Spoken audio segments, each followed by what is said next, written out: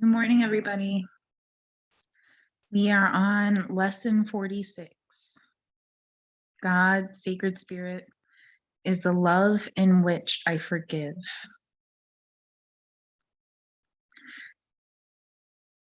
Sacred Spirit does not forgive because it is never condemned, and there must be condemnation before forgiveness is necessary.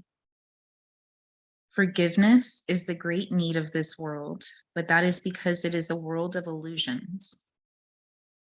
Those who forgive are thus releasing themselves from illusions, while those who withhold forgiveness are binding themselves to them. As you condemn only yourself, so do you forgive only yourself. Yet, although God does not forgive, his love is nevertheless the basis of forgiveness. Fear condemns and love forgives. Forgiveness thus undoes what fear has produced, returning the mind to the awareness of God, or Sacred Spirit. For this reason, forgiveness can truly be called salvation. It is the means by which illusions disappear. Today's exercises require at least 3 full 5-minute practice periods and as many shorter ones as possible. Begin the longer practice periods by repeating today's idea to yourself as usual. Close your eyes as you do so, and spend a minute or two in searching your mind for those whom you have not forgiven. It does not matter how much you have not forgiven them. You have forgiven them entirely or not at all. If you are doing the exercises well, you should have no difficulty in finding a number of people you have not forgiven. It is a safe rule that anyone you do not like is a suitable subject. Mention each one by name and say, Sacred Spirit, or God, is the love in which I forgive you. Then insert the name. The purpose of the first phase of today's practice periods is to put you in a position to forgive yourself. After you have applied the idea to all those who have come to mind, tell yourself, God or Sacred Spirit is the love in which I forgive myself. Then devote the remainder of the practice period to relating ideas such as, Sacred Spirit is the love with which I love myself. God is the love in which I am blessed. The form of the application may vary considerably, but the central idea should not be lost sight of. You might say, for example, I cannot be guilty because I am a son of God. I have already been forgiven. No fear is possible in a mind beloved of Sacred Spirit. There is no need to attack because love has forgiven me. The practice period should end, however, with a repetition of today's idea as originally stated. The shorter practice periods may consist either of a repetition of the idea for today in the original or in a related form as you prefer. Be sure, however, to make more specific applications if they are needed. They will be needed at any time during the day when you become aware of any kind of negative reaction to anyone present or not. In that event, tell him silently, Sacred Spirit is the love in which I forgive.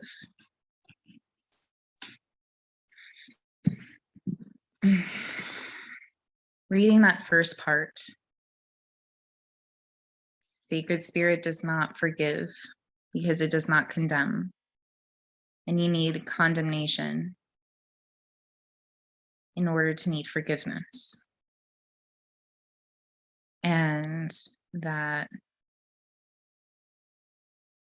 condemnation, which in my opinion can also be called judgment, anger, frustration, any type of emotion or perception of that sort expressed out or within, is condemnation. And it says that that's illusion. And to forgive is to love in turn.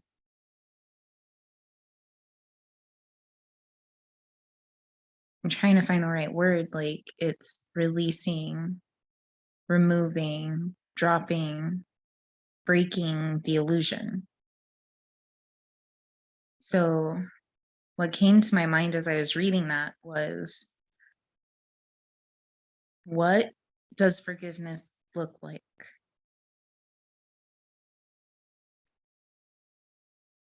And there's so many different, I mean, it's going to be a very ample practice for me tomorrow.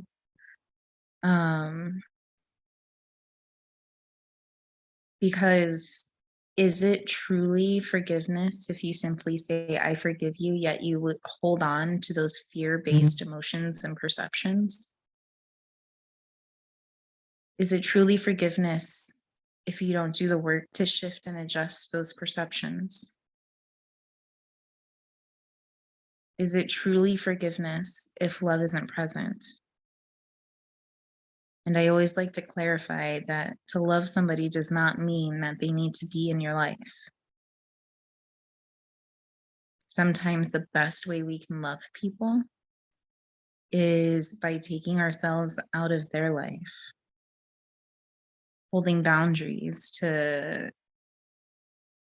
their presence in your life. And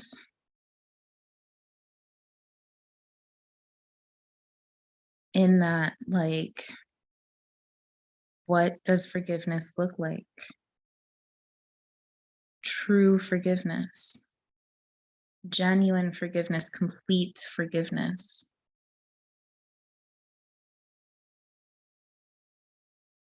And for me, like, this is something that I'm walking through figuring out. Because to say, I forgive you, while still seeing through the eyes and the vision and the perception of fear,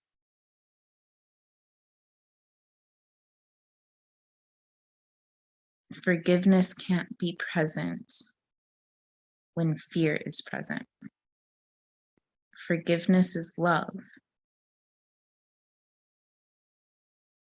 Love and fear can't coexist. We can flow in and out of them. And then turning that into ourselves.